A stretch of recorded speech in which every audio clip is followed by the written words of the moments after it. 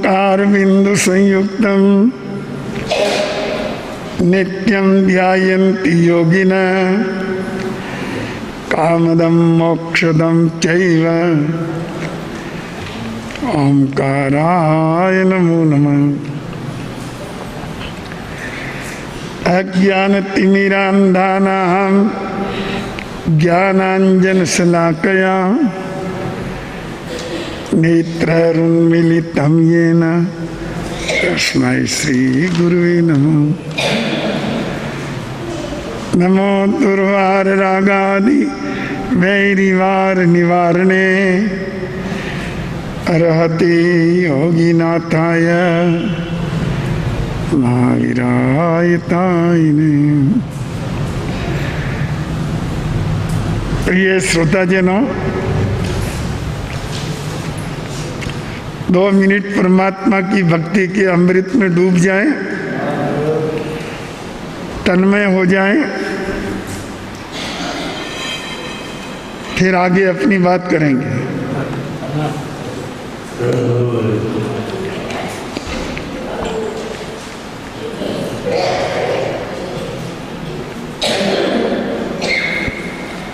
महावीर महावीर महावीर बोल रे महावीर।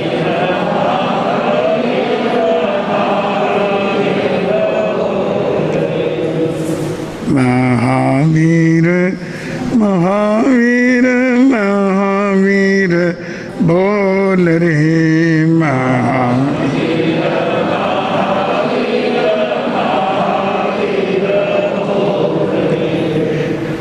अंतर अज्ञान पट झटपट खोल रे अंतर अज्ञान।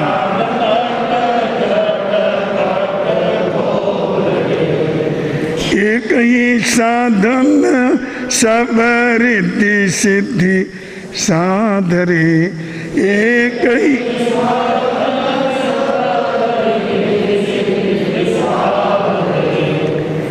ग्रसी कली रोग जोग संयम समाधि रे ग्रसी कली रोग।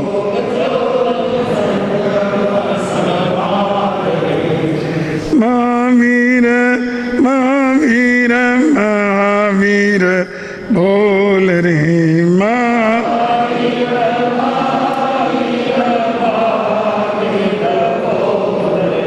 अंतर अज्ञान पट झटपट खोल रे अंतर।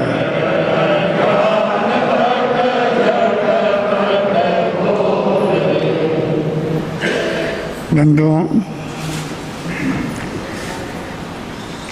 प्यारे परमात्मा भगवान महावीर के नाम का उच्चारण ही इतना आनंद प्रदान करता है कि उसके सामने सारे विश्व की खुशियां फीकी हो जाती है। क्योंकि महावीर का नाम लेते ही उनकी वो क्षमता मस्तिष्क में उभरती है, पाँव में अंगारे जल रहे हैं और अभय अपराधी को अभय दान दे रहे हैं। महावीर का उच्चारण करते ही उनका वो अमृत तत्व अंतर में उभर जाता है कि चंद कोशिक जहर वर्षा रहा है और हमारे प्यारे परमात्मा अमृत वर्षा रहे हैं।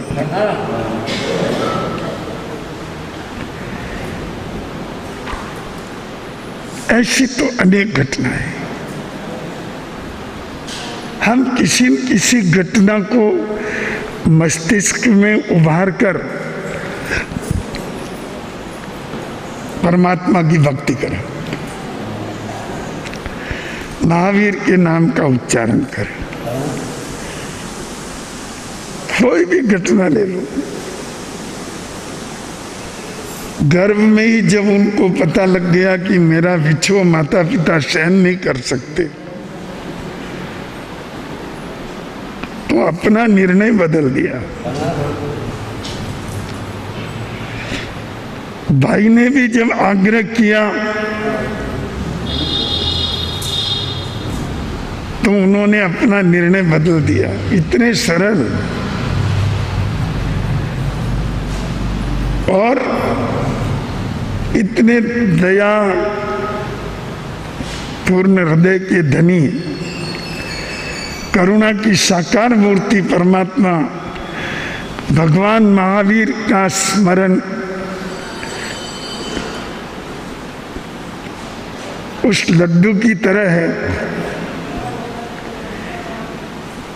जिसे किधर से भी खाओ मीठा ही मीठा लगेगा।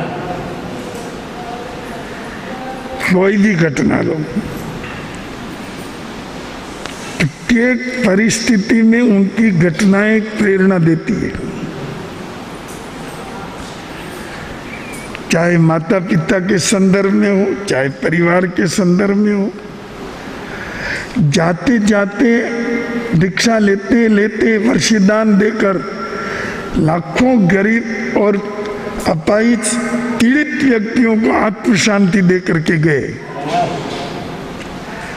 कोई भी बात ले लो, एक बात नहीं है, ये तो बहुत विशाल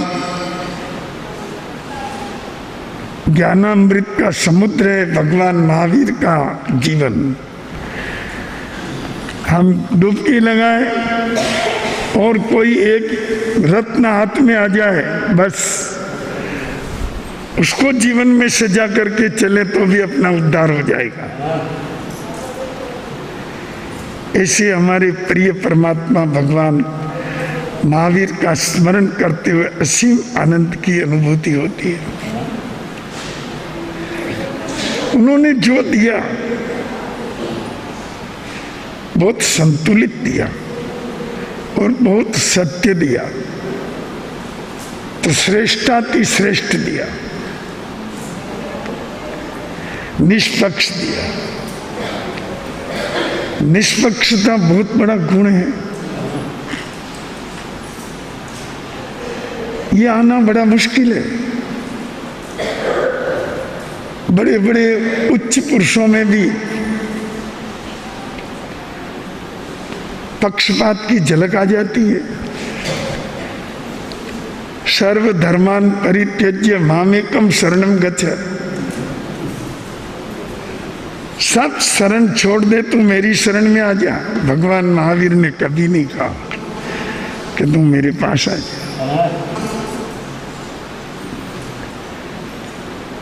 ऐसे निष्पक्ष सद्गुरु परम पावन परमात्मा भगवान गोशालक की मृत्यु हो गई, कहाँ गया? देवलोक में गया। आपका परम दुश्मन, आपके शासन को हानि पहुंचाने वाला, आपका कपूत शिष्य आपके सामने जीवन भर दुश्मन का तरह व्यवहार करके आपको उसने बहुत कष्ट पहुंचाए। वो तो नरक में जाना चाहिए, स्वर्ग में क्यों चला गया?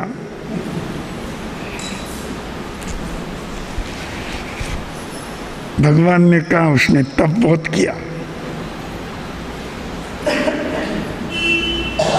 बोलो अपने दुश्मन की भी प्रशंसा कर गुजरे। ऐसे महापुरुष दुनिया में और कहीं देखे हैं? अपने दुश्मन के गुण को भी सामने ला करके रख दे। ऐसी निष्पक्षता ये परमात्मा भगवान महावीर में ही हो सकती है। ऐसे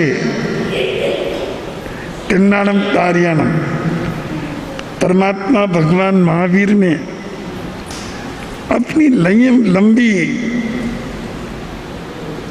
और अखंड साधना के द्वारा जो तत्व पाया, दोनों हाथों से बांटा। उनका दिया हुआ ही मुक्ति मार्ग आज मौजूद है।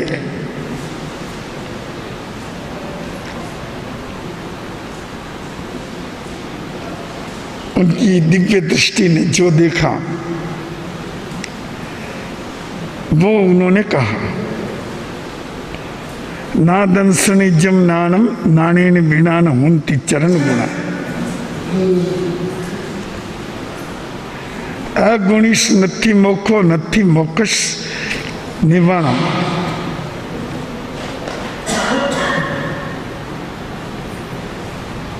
नादंसनिजम नाणम,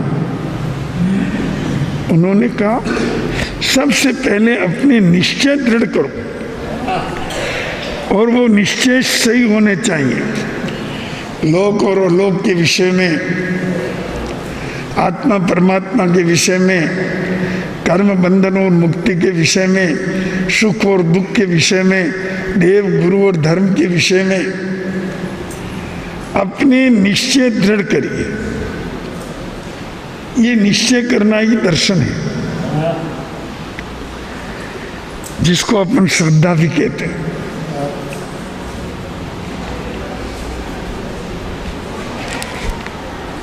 निश्चय विकृत होता है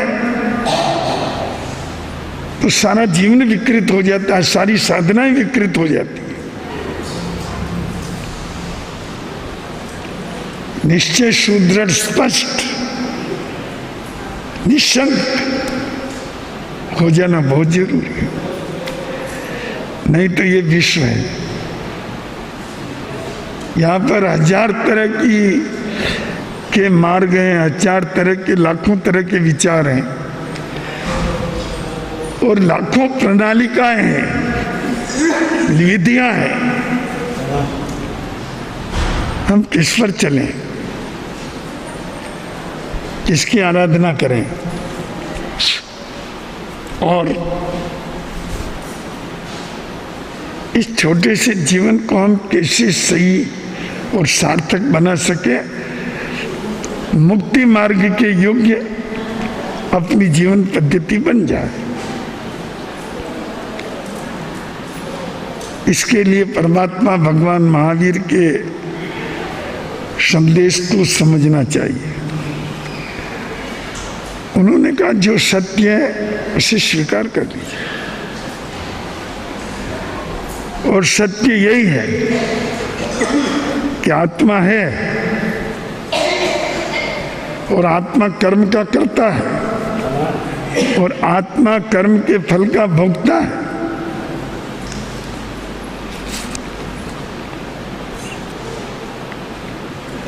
मुक्ति का उपाय भी है और सम्यक दर्शन ज्ञान चारित्र की आराधना, ये मुक्ति मार्ग है। हमारा श्रद्धान शुद्ध हो, निर्णय शुद्ध हो, निश्चय शुद्ध हो, फिर कोई झंझट नहीं, आपको व्यवहार में कुछ भी करना पड़े, किधर भी आपको अपना कर्तव्य निभाना पड़े तो कोई हर्ज नहीं, क्योंकि निश्चय पक्के हैं।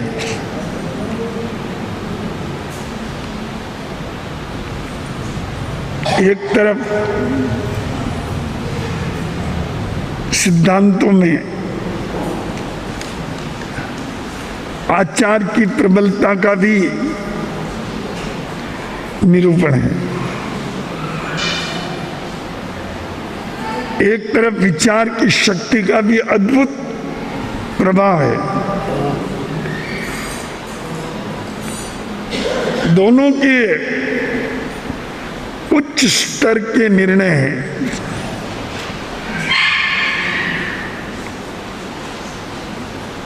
आचार का सर्वोत्कृष्ट उदाहरण धन्नानगार। धन्ना जी कितनी अद्भुत साधना आचार की, क्रिया की करके उन्होंने अपने कर्मों का क्षय किया। और एक तरफ ऐसा उदाहरण भी है कि मरुदेवी माता ने कुछ भी नहीं किया और मुक्ति में चली गई। भरत चक्रवर्ती ने दीक्षा भी नहीं ली और मुक्ति पा ली। इलायची कुमार तो नृत्य करते करते मुक्ति पा गया। विचारों की इतनी अद्भुत शक्ति और आचार क्रिया की इतनी अद्भुत शक्ति, किधर जाएं? धन्ना जी की तरफ जाएं या भरत चक्रवर्ती की तरफ जाएं? केवल विचारों को ही श्रेष्ठ बनाने में लगे रहें या उत्कृष्ट क्रिया की भी दृष्टि बनाएं? परमात्मा भगवान महावीर प्रभु ने बहुत अच्छा समाधान दे दिया इस संदर्भ में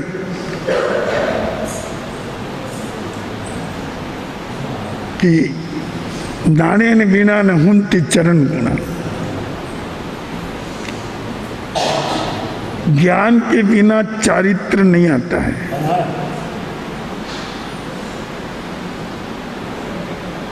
नति अमुखस निवारणम, जो मुक्त नहीं है उसका निर्माण नहीं होता है। समस्त ममता भाव से मुक्त हो जाना,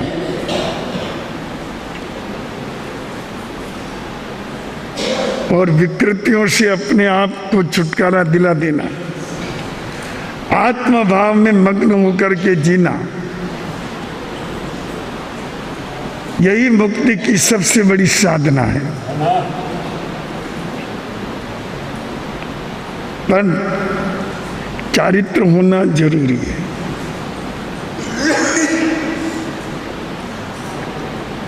पर चारित्र का भी मंगलमय शुद्ध स्वरूप ज्ञान से आता है। ज्ञान नहीं है, आप कितनी भी क्रिया करिए, एक एक महीने तक तप करता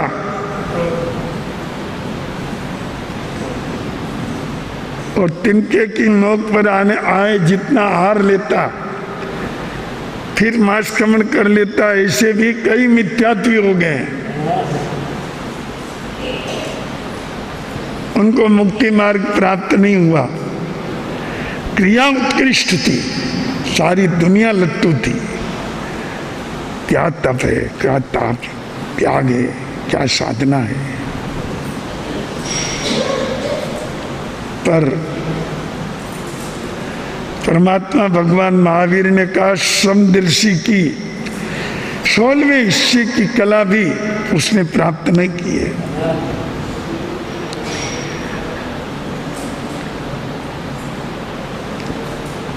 मात्र चारित्र कल्याण नहीं करता है।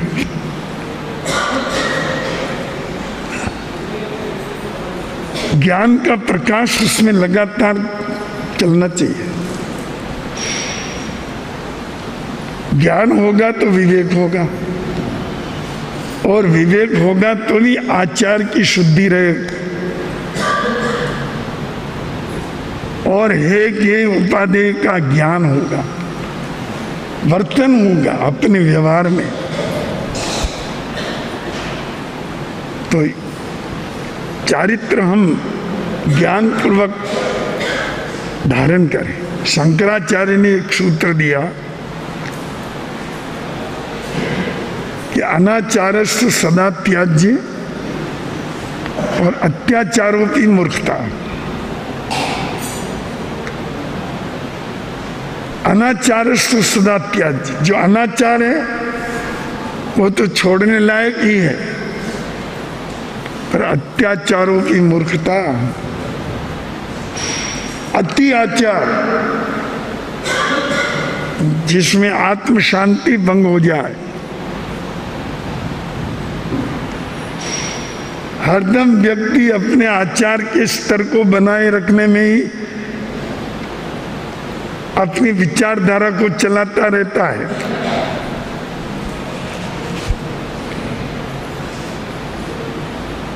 तो ये भी समाधि भाव नहीं है। विचाराचार संयोग है। विचार, सद्भावना, ज्ञान और आचरण, इनका समन्वय होना चाहिए। जब इनका समन्वय होता है तो सदाचार बनता है। सदाचारो उच्यते, विचाराचार संयोग है, सदाचारोति उच्यते। विचार और आचार का संबंध बनता है तब सदाचार आता है। सदाचार कोई दिखावटी तत्व नहीं है, यह अपना चरित्र है। हम कैसे खाएं, कैसे पिएं, कैसे चलें, कैसे बैठें, कैसे बात करें, कैसे बोलें, कैसा व्यवहार करें, कहाँ दें, कितना दें, किसको दें, कहाँ से लें, कितना लें, क्या लें, इन सब का विवेक ज्ञान से आता है। इसलिए आचरण के पीछे ज्ञान भी जरूरी है। अज्ञानी व्यक्ति, उसका दान, सेवा और व्यवहारिक कार्य भी उसके आत्म कल्याण के साधक नहीं बनते। और ज्ञानी की थोड़ी क्रिया भी उसको मुक्ति मंजिल तक पहुंचा देती है। ये एक बहुत जीवन से जुड़ी हुई समझने की बातें हैं।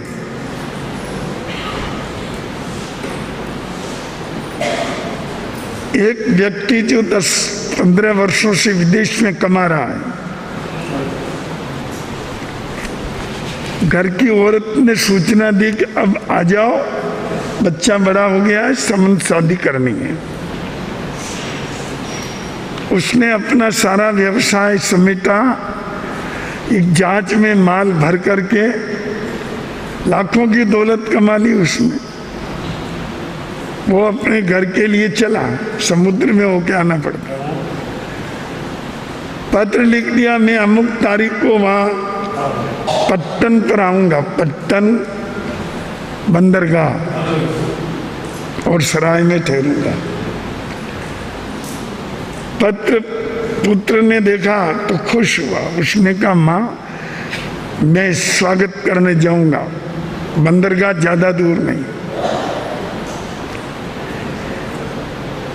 अगर पिताजी नहीं पहचानेंगे तो ये पत्र बता देना। चला। दुर्भाग्य की बात, रास्ते में उसको प्यास लगी, एक झरने का पानी पी लिया जो जहरीला था। वो नहीं जानता था कि इसमें जहर है। झरने के अंदर कहीं सांप, मृत सांप मिल रहा होगा तो उसका जहर उतर गया पानी में, उसने पी लिया।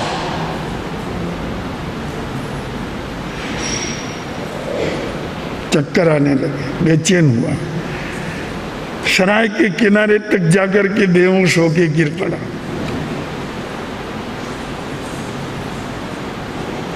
दयालु व्यक्ति इधर उधर से दौड़े, संभाला।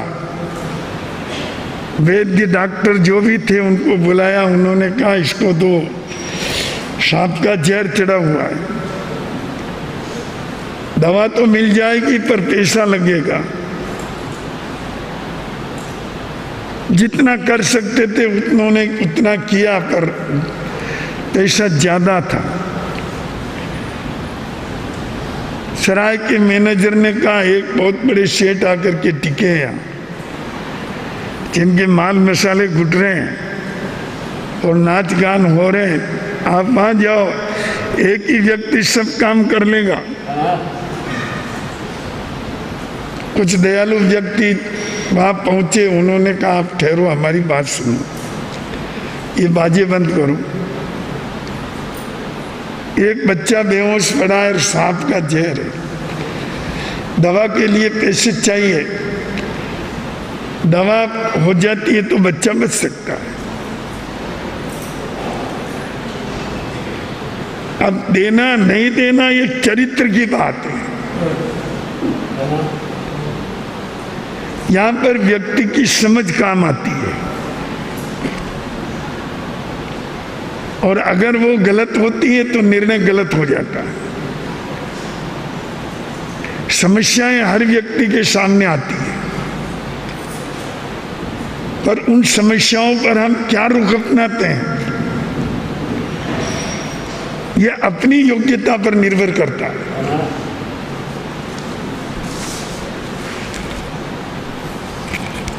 अगर सच्चरित्र है कुछ न अच्छा ही निर्णय लेगा, और अज्ञानी या स्वार्थी है तो वो सही निर्णय नहीं ले सकता। चाहिए तो उसको ये कि चलो कहाँ है ऐसा लड़का जो बीमार है, मैं चलता हूँ और सारा प्रबंध मैं ही कर दूंगा, कोई चिंता की बात नहीं। अगर वो साथ आता और लड़के को देखता तो उसको समझ में आ जाता कि ये उसका बच्चा है। वो इलाज के पैसे क्या दौलत जो लूट लेके आया सारी समर्पित कर देता और बच्चे को बचाता। पर दयालु लोगों को धक्का देके निकला दिया। उन्होंने क्या कहा, क्या तुम्हारे लिए हम कमाते हैं? अभी तो रसोई बनी नहीं, कौवे आके मंडराने लग गए। अभी तो मैं अपने घर ही नहीं पहुंचा हूं और ये मांगने वाले तैयार। तुम्हारा तो यही धंधा है, हम जानते, निकल जाओ यहां से, एक छदाम नहीं मिलेगी। उन्होंने कहा धक्का मत दीजिए, चले जाएंगे, हम कोई भिखमंगे नहीं हैं, हम तो उस बच्चे पर करुणा करके दया करके आए हैं।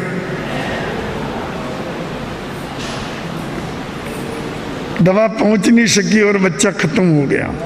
पुलिस आई और उसकी जेब देखी, पत्र निकला, उसके बाप का हस्ताक्षर था, उसमें सारी बात लिखी हुई थी, मैं अमुक तारीख वहां आके ठहरूंगा। पुलिस ने वहां जाकर के डंडा बजाया, ऐ शेठ ये बंद कर तेरे नाच गान। पुलिस देख करके थोड़ा उद्वेलित हुआ। उसने कहा क्या बात है साहब? कोई बात नहीं, तुम हमारे साथ चलो।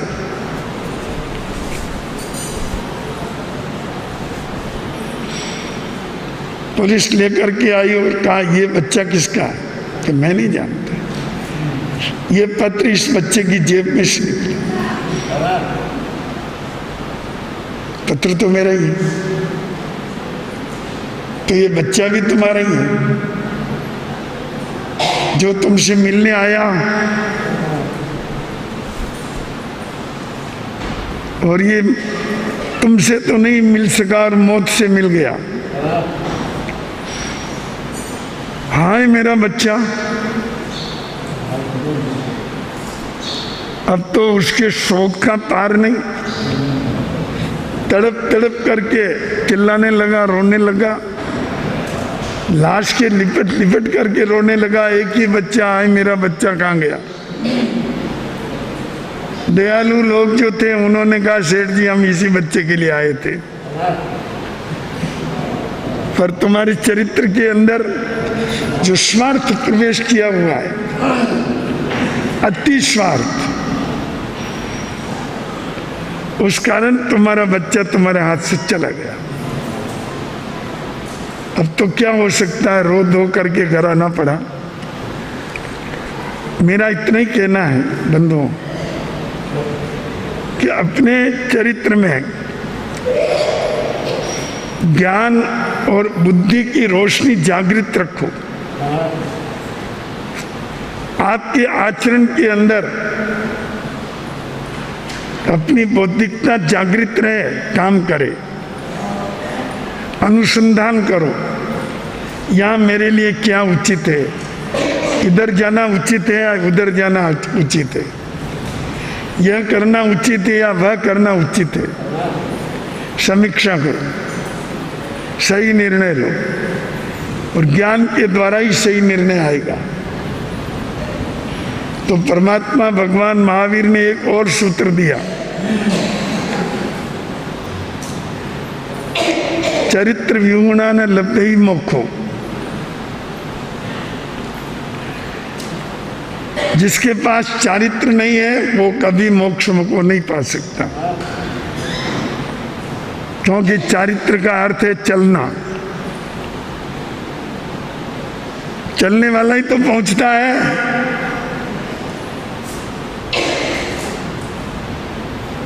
एक कल्पित रूपक है कि आंख ने कहा सारी दुनिया को देखती तो मैं हूं, और लोग मेरे को नमन करके पांव को करते हैं, मेरा नमन नहीं करते। कान कहता है सुनता तो मैं हूं, और सुन करके ही तो जीवन की गाड़ी चलती है। कि लोग मूर्ख हैं जो मुझे नहीं पूछते और पांव को पूछते। हाथ कहते हैं कि करते तो हम सब हैं, हाथ नहीं हो तो क्या करें, पर हमारी कोई पूजा नहीं करता, पांव की करता है। इनमें क्या धरा? मुंह कहता है बोलता मैं हूं, पर मुझे कोई नहीं पूछता। हमको पूछता है तो झगड़ा आगे बढ़ा। कहते हैं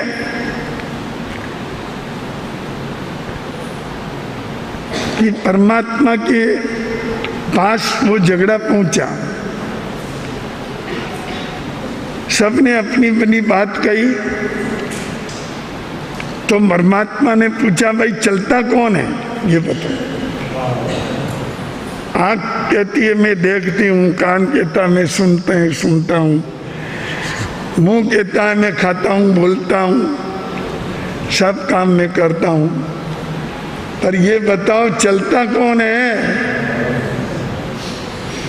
तुम में से कोई चलता है क्या? कि चलते तो हम नहीं है, जो चलता है उसी की पूजा है। हाँ? हलवाई पकवान बनावे, खाने वाला तो दूजा है। कितने पकवान बनाओ ना, उसको क्या मिलता है ना? वो कहने वाले बहुत मिले, पर करने वाले की पूजा है। ये हलवाई पकवान बनावे पर खाने वाले दूजा है। चलेगा वो पहुंचेगा। तो जीवन के अंदर भी हम चरित्रवान बने। चरित्र का अर्थ है चलना। सच्चरित्र पूर्वक अपने जीवन की यात्रा को पूरी करें, परमात्मा के निर्देशों का पालन करते हुए और उसमें सद्विचार की ज्योति जगाते हुए अपना ये छोटा सा मानव जीवन सार्थकतापूर्वक जी लें, तो यही हमारे मुक्ति मार्ग का एक बहुत बड़ा पड़ाव पूरा हो जाएगा।